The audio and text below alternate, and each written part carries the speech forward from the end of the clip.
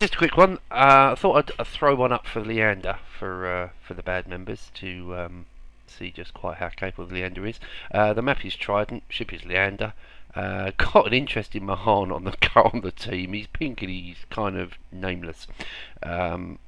We are on Epicenter, which is the one with the 3 concentric rings, which is always fun, I think's the word for it. Anyway, Leander has well, if everybody knows what Leander is, it's a British Royal Navy cruiser, tier 6, 4 torpedo tubes each side, 8 km range torps. Guns are AP only, with the magic AP that Wargaming gave us.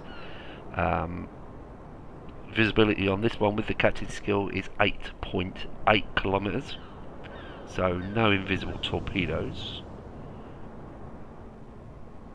Now Epicenter is probably, or this particular iteration of Epicenter is probably the best map for the Leander. I would say probably for the Emerald as well. It's an interesting conversation I had with the enemy Emerald player in this game after the match. Was it? No, it was the last one.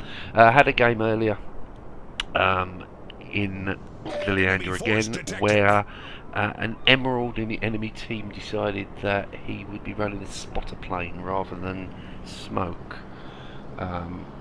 With obvious results. Was quite painful for him. I sent him a nice message afterwards in the port and said, look, I'm not sure if you're aware, but the only way to play the Royal Navy cruisers is really to carry smoke. Anyway, they're heading towards the central cap. Lovely little spot behind this island, just to hide basically. That's the magic of the Leander. The Leander, what you want to be done is you don't want to be seen ever. If you're seen, you don't want to be fired at. If you're fired at, you don't want to be hit. Basically, the armour is non-existent, as you'll see later. The British cruiser's armour is terrible, and I'll show you something at the end of the game which is, I wouldn't say amusing, but certainly interesting. So basically, you're going to sit here in the centre cap, try and gain as many cap points as possible. Maybe have a go at that Hatsu, not quite sure yet. Enemy team's doing the usual on this map, which is splitting around to try and get the caps, but obviously we've already got the destroyer with no name. It was actually underscore, lots of underscores with a 7 after it. Quite an interesting play on names.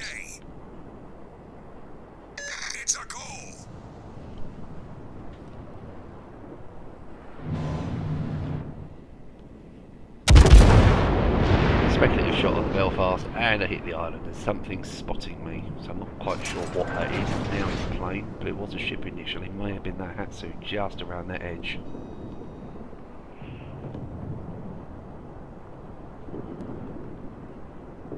So the first target is going to be the Emerald, making use of this island. This island's quite interesting. It's a very low island, but it hides you. Not quite certain how it's working. It does hide you.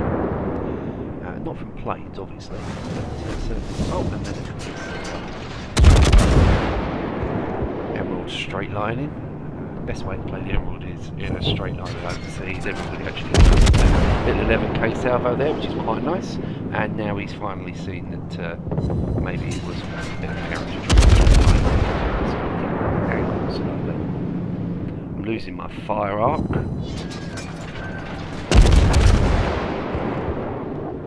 Now, funny enough, with the Leander specifically is quite interesting because against cruisers, front on, it's pretty much immune from damage unless you get something big, like a 203, which plunges. It is pretty immune to damage from the front. Torpedoes to starboard. You see quite how interesting the issue with these ships.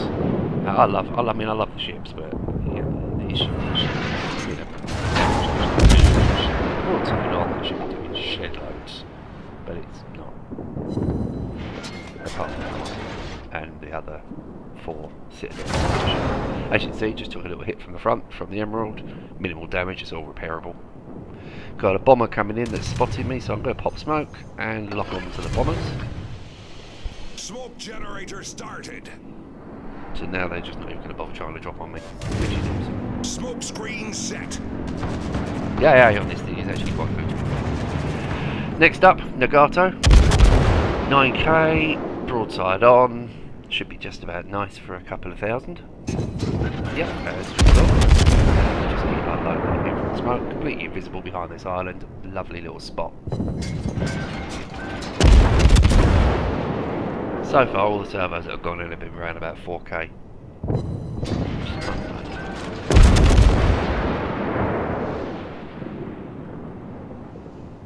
And now just retire back. Our team has taken the lead.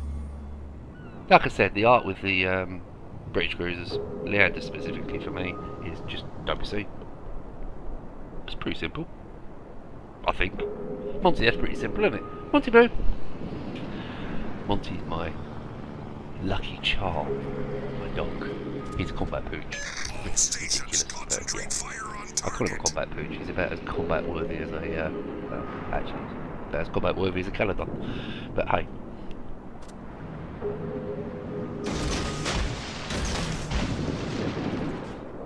Speculative torpedoes, just in case that Nuremberg, in case that Nagata decides to come through the gap. He won't, but it's worth a speculative shot. The torps are not doing anything else. Have a little nibble at the Bayern. Shatters. Plenty of ricochets there.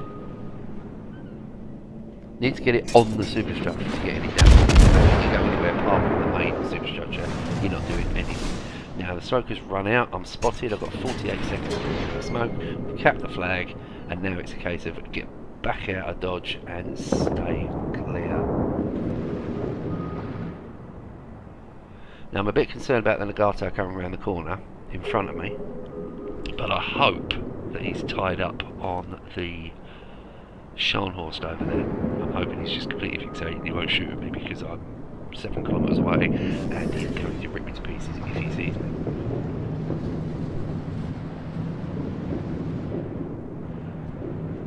Got a little Budioni coming around the corner. Our victory is in Budioni's one of my sight. favourite ships. Feels quite different. As you can see, the shell arc on these things, the lead that's needed is absolutely horrendous. You're talking about +5 clicks between normal guns. It's very, very hard to play anything above about 7 kilometers. You get anything within 7 and you've got monster damage. The shells are very, very good at short range. So we've gone back invisible. And back to hiding by the island. This is, by the way, the only way to play these cruisers is to find an island and hug it like crazy. And the other thing is, you see everybody playing the British cruisers, and they seem to play them like every other cruiser, which is fire at every opportunity. Now, I don't know what the thing is there, but the spotting range in this thing is 8.8. If you fire, it knocks it up to about 13 kilometres. Now, if you're firing all the time, things are going to be shooting back at you. So basically, you want to be picking ships like that Colorado. He's the only ship in view. His guns are pointing somewhere completely different. So you're happy to shoot and be spotted. Nothing else is able to fire. That's fine. But the beauty is, if I decide that I want to go invisible, 30 seconds after I make the shot, I'm invisible again. I just don't get this whole have to fire at everything all the time. Now I am spotted, and I had a bit of a, I'd say, derp moment here, but I certainly wasn't watching the mini-map.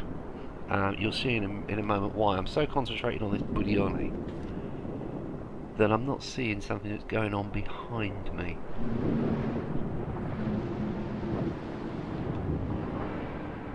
So get some shells off of the Budioni, see if we can do any damage to that. Pop smoke, fire some shells off, pop smoke, and get some damage on the Budioni.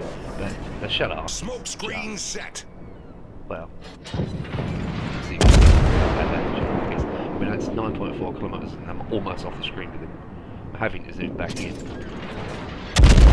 zoom back out.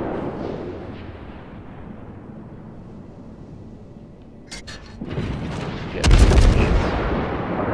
I'll finish him or someone else to finish him. Right, now if you look at the minimap now, you can see a ship, a cruiser, off to my right that I haven't spotted.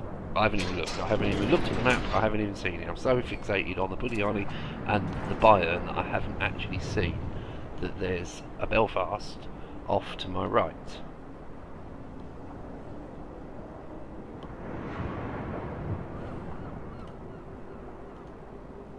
As you can see, there's a Belfast there that I haven't seen.